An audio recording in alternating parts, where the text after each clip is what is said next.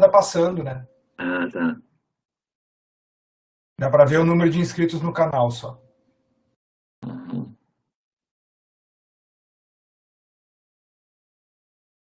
Já está transmitindo, né, Tiana? Estamos agora, estamos online. Uhum. Dr. Elias, just to let you know, we are online now, okay? In the YouTube channel.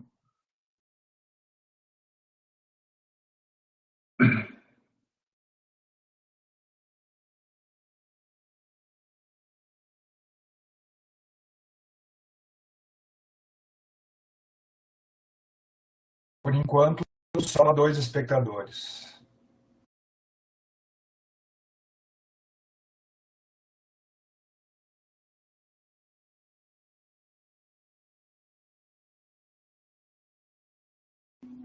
Agora 5.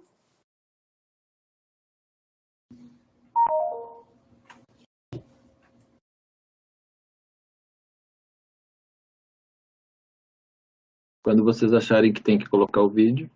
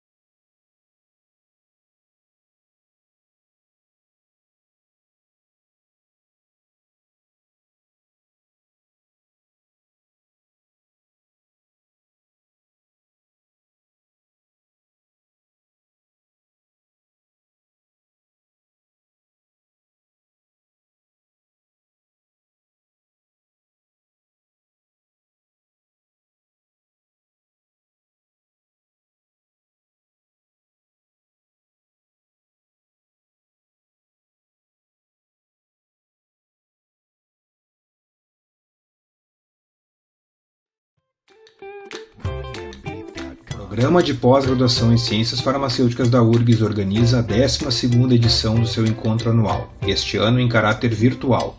Nesta edição, destaca-se o aniversário de 50 anos do programa, o primeiro na área de medicamentos no Brasil, que coincide também com as comemorações dos 125 anos da Faculdade de Farmácia da UFRGS. O encontro proporcionará 2 dias de palestras e mesas redondas, além da apresentação dos trabalhos dos mestrandos e doutorandos nas mais diversas áreas do conhecimento das ciências farmacêuticas.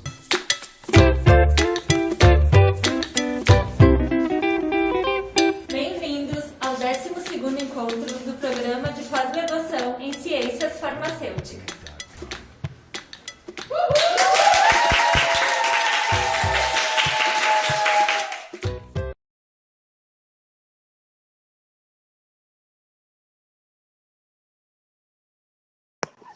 Bom dia a todos, bem-vindos ao 12º encontro do Programa de Pós-Graduação em Ciências Farmacêuticas.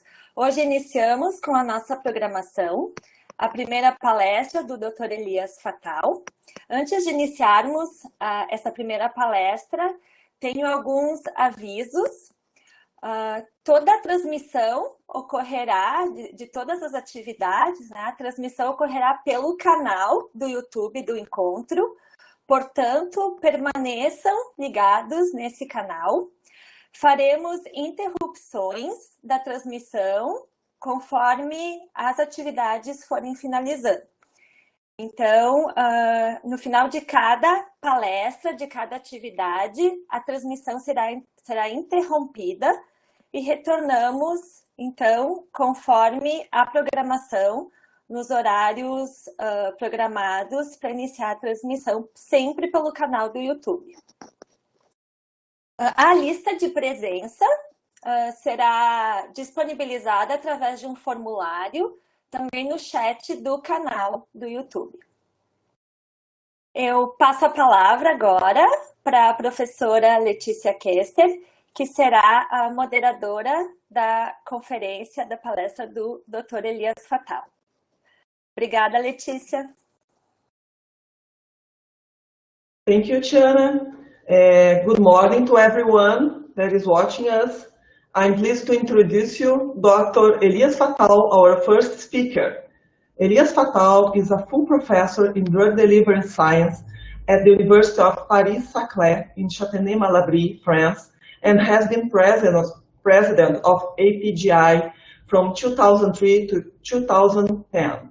He received his pharmacy degree in 1983 and PhD degree in 1990 from the University of Paris-Sud, and followed an internship in pharmacy at the University of Lille from 1984 to 1986. After visiting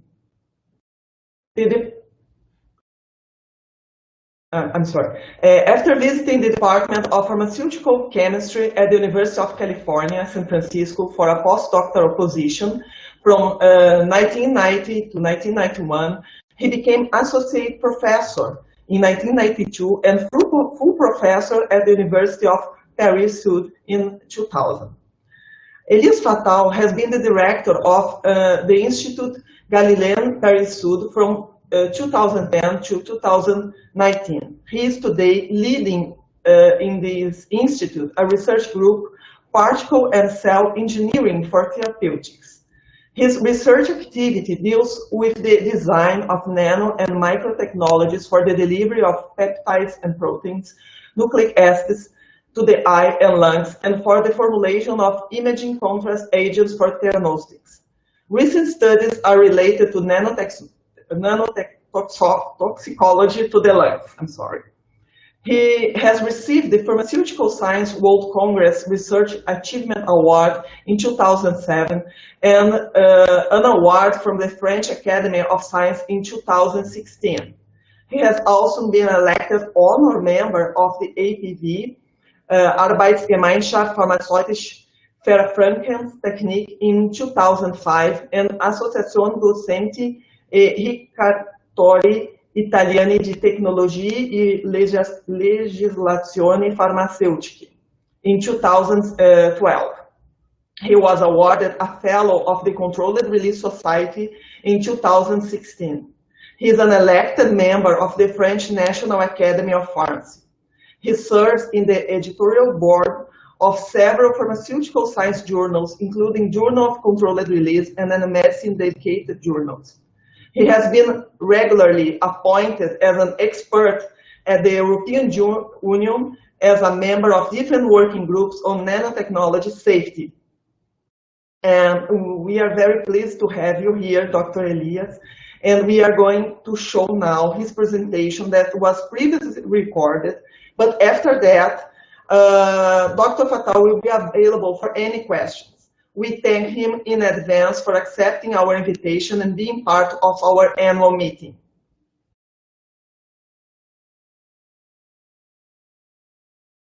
Good afternoon, everyone. I'm very pleased to be with you today, and I would like to thank the organizer for giving me the opportunity to give this talk. Well, of course, I would have preferred to be with you face-to-face, but it was a special occasion of the graduate program anniversary, and I could not miss it. So today I want to discuss with you our recent data on lipid-based nanomedicine for drug delivery in cancer and inflammatory disease. So before I start, I would like to mention my strong collaboration with the UFRGS, the School of Pharmacy. I have been collaborating with several professors from this school in the framework of exchange program. Also, I have been welcoming several generations of students. Many of them are now professors in Brazil. The last one who submitted her thesis last year is Ludmila Pinheiro, and I wish we will keep on having this type of collaboration, which are very effective in terms of scientific production. Also, I would like to introduce my group at the Institut Galien Paris-Saclay. This group is a multidisciplinary one. We have different types of expertise. At first, Nicolas Tsapis here with a physicist, Laurence Moine was a chemical engineer, Juliette Vergniaud is a biochemist, and François Fay a biotechnologist. Amélie Beauchot, myself, and Hervé Hillereau are a professor in pharmaceutical technology. So our focus is related to nanotechnologies for imaging, drug delivery, but also nanotoxicology through two routes of administration, systemic or lung administration, and for the treatment of cancer, inflammation, and infectious disease. So today I will give you some example about the work we recently did in these areas. So our aim is to tackle physiological resistances to drug delivery, meaning that at first we want to protect some drugs against degradation. This is a big issue for nucleic acids that I will be discussing today. We also want to improve drug absorption through biological barriers, increase the TC distribution of some drugs, improve the cellular penetration, and in some cases tailor some delivery system to be able to distribute the drug within a specific compartment intracellularly. So today I will be discussing two different types of nanomedicine that are using phospholipid in their composition. The first one is lipid nanoparticles, where the particles is made of a fatty acid drug conjugate and covered by a pegylated phospholipid. The second one is a plain neutral liposomes on which we have attached a novel type of ligand, which is an aptamer for cell-specific delivery. So when using nanomedicine, you might achieve reaching the disease at two levels. The first one is the tissular level, and the second one is the cellular level. And to do this, you can either use normal nanoparticles that are able, through the pathophysiology of the disease you want to treat, to reach in a great concentration the specific tissue. And the second way is to do what is called active targeting. And in this case, what you want to achieve is not only a tissular targeting, but also a cellular targeting. And this is going to be the second part of my talk today. So as I told before, the pathophysiology of the disease can enhance the nanoparticles transport across the endothelial barrier. And this is a case where nanoparticles have a prolonged blood circulation, where they are able to extravasate through pores that are located at the proximity of a cancer tissue or at the inflammatory tissue. And in both cases, the particles will be transported to this area where they can deliver the drug, and the drug can enter the cell. The first part of my presentation will be on inflammation. And in this case, we have been modifying the formulation of glucocorticoids. Well, they are all drugs, but they are very potent drugs. They have a strong anti-inflammatory and immunosuppressive activity, but they have unfavorable pharmacokinetics. Their biodistribution is not adapted to the anti-inflammatory effect. They have a short half-life, and they are very fastly eliminated. This is why clinicians have to administer high doses. But in this case, they are in fact producing adverse effect, which are time and of course dose dependent. This adverse effect can be diabetes, Cushing syndrome, osteoporosis, weight gain, and much more side effects. So this makes the clinician very reluctant to the use of this molecule. So people have found out that if you entrap glucocorticoid into nanotechnology, you will increase their efficacy, you will lower the dose of administration, and by consequence, you will limit the side effect. So this is a reason why people have been trying to encapsulate glucocorticoid into nanotechnologies. In our case, we first developed nanotechnologies that are nanoparticles, polymeric nanoparticles, but we found out that with this type of polymer, we have a poor drug loading, and drugs like dexamethasone that we were focusing on are crystallizing. The particles are unstable and they display a burst release. Other people have been trying to entrap drugs like dexamethasone in liposome. This is a complex process to obtain liposome. The drug loading is limited, and with liposome you never know how the drug is going to be released.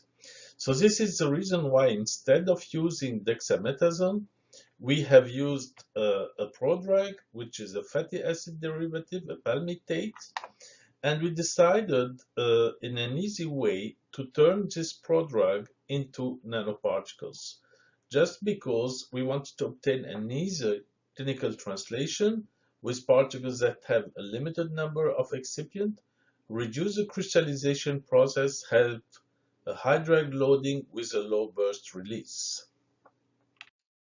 Our goal was to obtain nanoparticles made of dexamethasone palmitate together with pegylated lipid, that is the DSPE polyethylene glycol 2000, which is used in the formulation of stealth liposomes, and obtaining this type of particles that you can see here. So to do so, we use the emulsion evaporation method, in which we introduce in an organic solvent non-miscible to water DXP and DSPE PEG. Then we introduce this solution into water with silicate to obtain an emulsion, and the solvent then is evaporated, producing particles that are around 100 nanometer. Basic characterization of the nanoparticles shows that in terms of diameter, we don't see any change of the diameter according to the ratio between DXP and the pegylated lipids. So the mean diameter is remaining around 120, 130 nanometer. Now, when we look at the amount of DXP that is associated to the nanoparticles, it's around 100%, whereas the percentage of DSPE PEG is around 50%. So in conclusion, the drug loading in terms of only dexamethasone without the fatty acid chain is of 48%, and the density of the PEG chain is of 0.9 square nanometer, which is a very good density for long circulating properties. As observed here by cryomicroscopy or plain electron microscopy, the particles are spherical and homogeneous. They are stable only when they are stored at 4 degrees, whereas at room temperature, you start to see after 2 weeks a slightly an aggregation. In terms of amorphous state, the nanoparticles are looking at here the X-ray diffraction profiles look as amorphous. We only see these bumps here, whatever the process of preparing the particle is, and after 3 weeks of storage. You see these bumps that are characteristic of the amorphous state, whereas the prodrug by itself in acetone, dissolved in acetone, and after evaporation of the solvent, displays this diffractions peak. So in conclusion, we have a nice process that is producing stable nanoparticles in an amorphous state, and this is very interesting for the future experiments. Having these very stable nanoparticles, we decided to run pharmacokinetic and tissue distribution in healthy mice. So at first, the pharmacokinetics, this is the pharmacokinetic of the nanoprodrug, where you see that compared to here the blue curve, the free dexamethasone, we have a much better retention in the blood.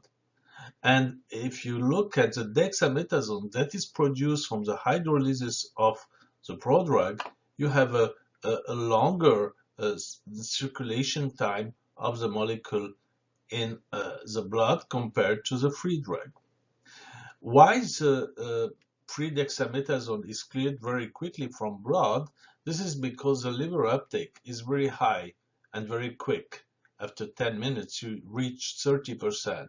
Whereas if you look at the green histogram or the red histogram, the liver distribution of the dexamethasone that is delivered by the nanoparticles is much lower. In the spleen, we have the reverse phenomena. Of course, we know that nanoparticles that have long circulating properties get to the spleen because of a higher affinity of these long circulating properties, the spleen being much less irrigated than the liver. Before going to in vivo experiment, we checked that in vitro anti-inflammatory effect of the palmitate dexamethasone nanoprodrug was intact after turning it into these nanoparticles. So we check this on macrophages that are activated by LPS, where we see here with a gray histogram an increase of the pro-inflammatory cytokine, and we do observe in the 3 green histogram compared to the blue one, that is the free dexamethasone, that using the nanoprodrug just do not change the anti-inflammatory effect. The particles are penetrating into the macrophages, they are releasing the anti-inflammatory drug which goes to the nucleus where the target is. So the nanoparticles have a significant effect as much as the free drug, and also the anti-inflammatory is kept, meaning that the free dexamethasone is released from the nanoprodrug. In the next step, we move to an in vivo model This model is an arthritis model induced by collagen called XII. It's being done in mice. In this model, in fact, we first immunized the animals by giving collagen type 2 in a complete front adjuvant, and we are giving a boost 21 days after the first injection. So what we see is, after a few days, an increase of the arthritis score. So the arthritis score is a visual score scale where we look at the swelling, the ankylosis of each paw, and we do this evaluation, as you can see here on this image. And also we look at the volume of the hind paw using a platysmometer. So we treated the animals several times during until the 37 days, and we describe the arthritis score.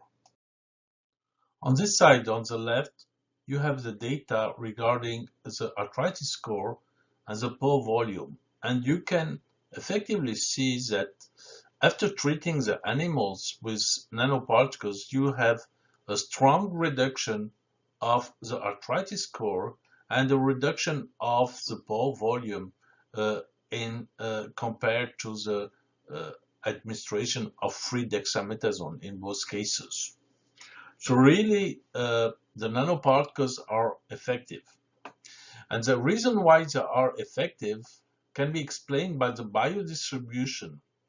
We took one fluorescent probe that emit in the near infrared. We labeled the nanoparticle with this, and we looked at the biodistribution not in the tissue but only in the joint of the labeling. And we see here in one animals, for example, after 4 hours, that only the joint that are inflamed, meaning the 3 ones here, are having a large biodistribution of nanoparticles compared to the joints that are non-inflamed, and compare here to the free label. And so if we look at at the average of different animals, we do see a correlation between the score of inflammation of arthritis and the amount of nanoparticles that are reaching this joint. In final, we took the articulation of the animals at the end of the experiment, and we look at the state of the articulation. Here, we look at the panus that you see here, treated with the nanoparticles compared to the control, and we do see that we have a reduction of the thickening of the synovial membrane. So we have a clear remission of the disease only with the nanoparticles. We also have a reduction of the number of infiltrating cells that occur during inflammation. Let's move now to the second part of my talk. The first case was passive targeting, meaning that we target the inflammatory tissues. In the second case, what we want to achieve is an active targeting, meaning that we want to address the carrier to a specific cell in a specific disease. So the drugs that we want to deliver are called small interfering RNA or siRNA. In fact, these molecules are produced naturally within a cell, but you can also tailor them, design them, make a synthesis of siRNA to target a specific protein that you want to knock down. So siRNA are a short RNA molecule, double strand, which when they are introduced in the cytoplasm are interacting with a protein complex that is called RISC, for RNA inducing silencing complex. The role of the RISC is first to unwind the siRNA, meaning that there is a helices that dissociates the two RNA into double strand. One strand here, the blue one, is called the guide strand. It's moving inside the cell with the RISC, and it's going to be associated with the complementary sequence of of the messenger RNA and induce the target cleavage. And this is a model of complementary sequence that you have here.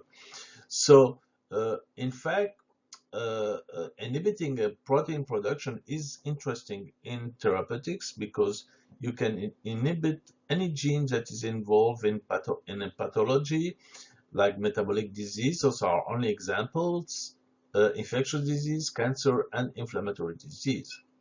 However, delivery of siRNA need the use of carriers because they have a poor intracellular penetration due to their molecular weight, to the presence of a lot of negatively charged because they are hydrophilic and they do not have a specific cell uptake. Also, they are poorly stable in biological fluids, and so they have a very short blood half-life and a bad distribution in tissue. In this specific work that I will be discussing in the next slides, we have been using an anti-luciferase siRNA, which is not a therapeutic siRNA. It's a siRNA for a protein that we can follow easily. So the cell that we are going to target hyperexpress a protein on the surface that is called CD44. Well, this is a transmembrane glycoprotein which has several isoforms, and it is in fact the receptor of hyaluronic acid, which is a natural ligand. However, CD44 is involved in many types of cancers, including breast, lung, prostate, ovarian, cervical, colorectal cancer, and neuroblastoma. But mostly, CD44 is a biomarker of cancer stem cells. As you might know, cancer stem cells are a minor population of the whole tumor in terms of cells, but they are very resistant to anti-cancer therapy. And they can survive the anti-cancer therapy and then give induce relapse of the cancer by inducing metastasis, for example, or inducing multiplication. They are called stem cells, cancer stem cells, because they can self-replicate exactly like the stem cells. So there are two ligands that you can use to target CD44. As I told before, the first one is a natural ligand, it's hyaluronic acid. Hyaluronic acid is interesting because it has a great availability. You can functionize nanocarrier easily. It provides a hydrophilic coating. Nevertheless, the receptors are not limited to CD44 and they may induce inflammation or angiogenesis. A second type of ligand that we have also been working on are aptamers. In fact, aptamers are nucleic acids that in biological fluids can adopt a specific conformation which makes them interact with high affinity and specificity to a protein, which can be a membrane protein or an extracellular protein. They have low toxicities, are not immunogenic, they are easy to synthesize and to modify, and they can be selected almost to any target, but by what is called the SELEX method. So we first produced hyaluronic acid-coated lipoplex in order to improve the cellular delivery of siRNA and protect them against degradation. So in fact, the lipoplex were obtained by complexation of siRNA by cationic liposomes. Cationic liposomes were made of one cationic lipid that has two very short acyl chain and one positive charge. They were also made by a conjugate of hyaluronic acid to DOPE, which is also a phospholipid, in order to allow the hyaluronic acid to be present on the surface of the lipoplexes. They also contain DOPE alone, which helps in the endosomal destabilization. As you can see, the cationic liposomes have this structure which is unilamellar or oligolamellar, but when we complex siRNA, they turn into this multilamellar structure and this was confirmed by small angle X-ray diffraction, where you see here a Bragg peak corresponding to the multiple layers, the bilayers in the lipoplex structure. The presence of ionic acid on the surface was confirmed by surface plasmon resonance experiments, where we made the lipoplexes interacting with the CD44 receptor, and we look at the signal produced by the interaction on the SPR using the Biacore apparatus, increasing the concentration of lipid. And as you can see, the signal is increasing as you increase the concentration, meaning that the ionic acid on the surface is interacting nicely with the receptor. Now, the presence of siRNA inside the structure and within the lamellar parts of the oligolamellar or multilamellar structure was also demonstrated by cryomicroscopy, where we expose the samples to an increased intensity of the electron beam. And what we see is a bubbling effect. The bubbling effect is due to bubbles produced due to the electron beam intensity by the water surrounding the siRNA molecules. And this tells us that the siRNA is really present within the structure of the liposomes.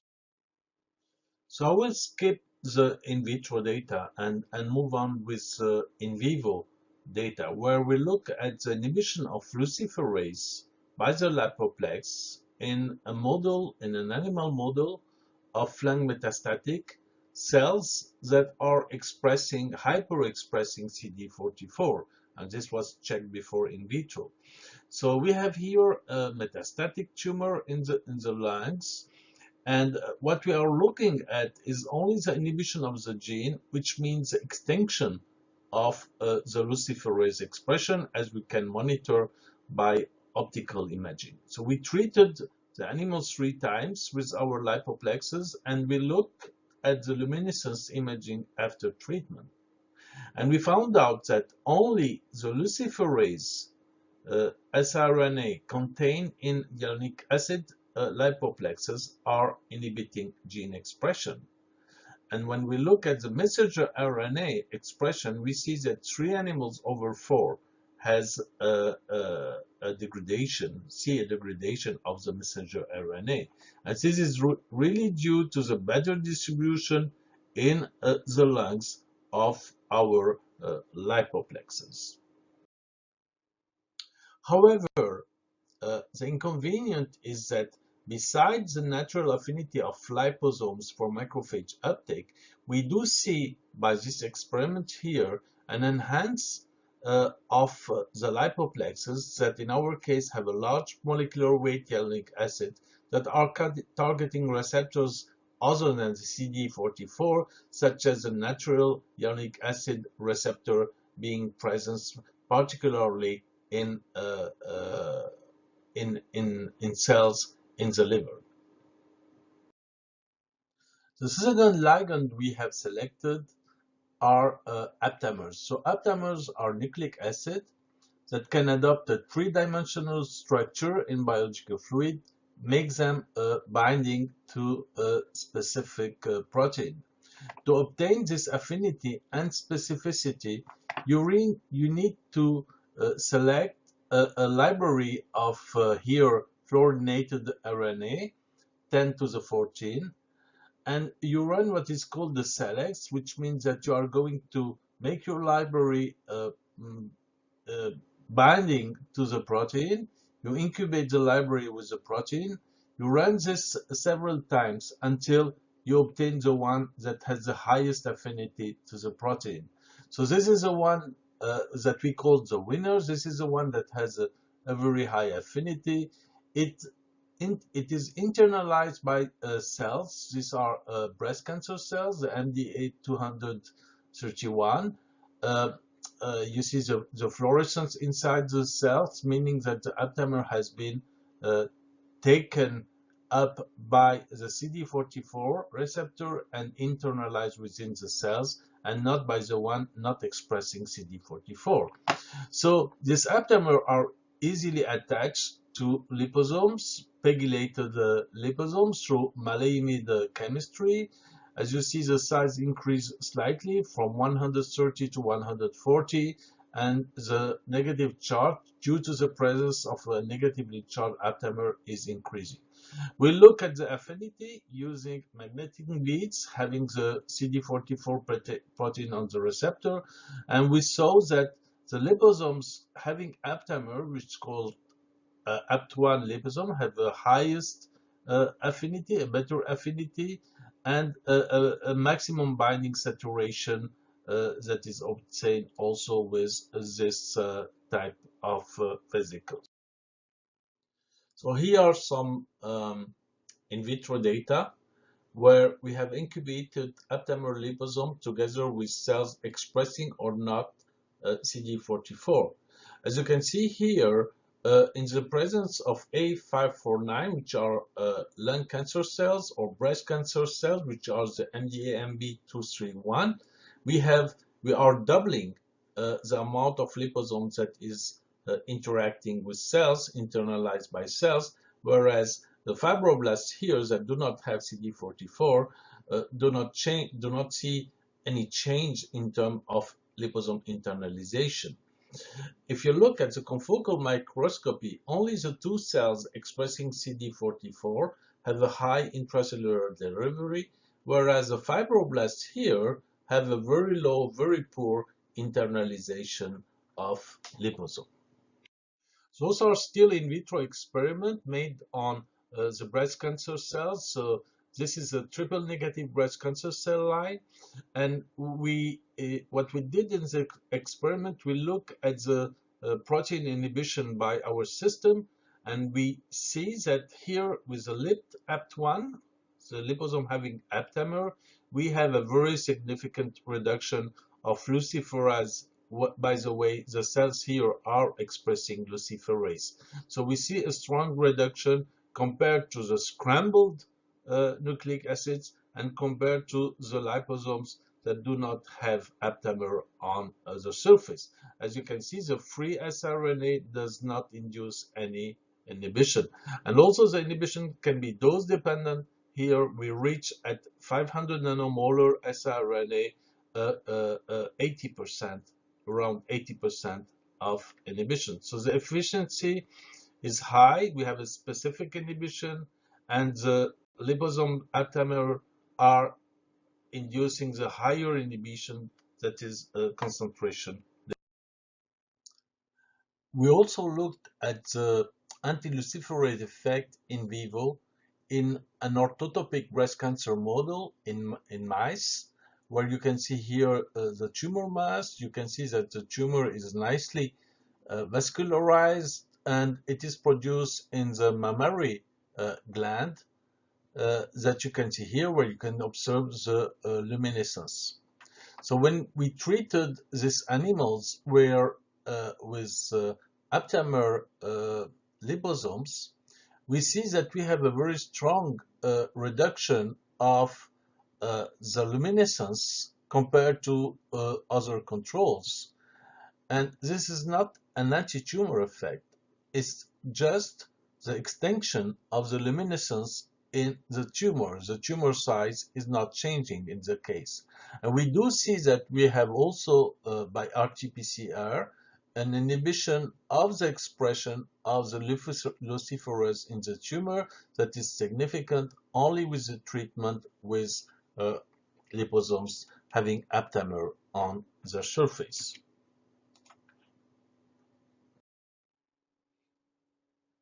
The last slide I want to show is the tumor accumulation of our liposomes, the aptamer liposomes in the tumor.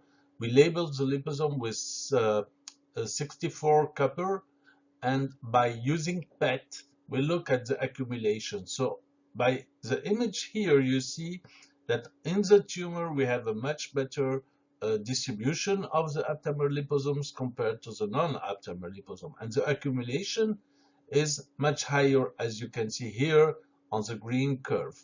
When we inject in the tumor hyaluronic acid to block the receptor, we do see a reduction of the accumulation. So the accumulation is really linked to the interaction of our liposomes with the CD44 expressing cells. So I want now to conclude.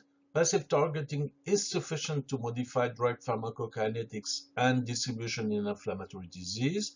Aptamer, as you could see, are interesting ligands suited to target membrane proteins, and also attached to liposomes, this aptamer can deliver siRNA to target tissue in sufficient amount to inhibit gene expression. So I would like to acknowledge the PhDs who did the work I presented, particularly Thais Leite Nascimento, who is now in Brazil. She joined the group of Eliana Lima at the University Federal of Goiás. Walana Shire, who came from the University of Amman, Jordan, he's now professor over there, and Mathilde Lorscheider, who is working now for a company in France. My colleagues, the technical support, the technical platforms, Francine Reynaud,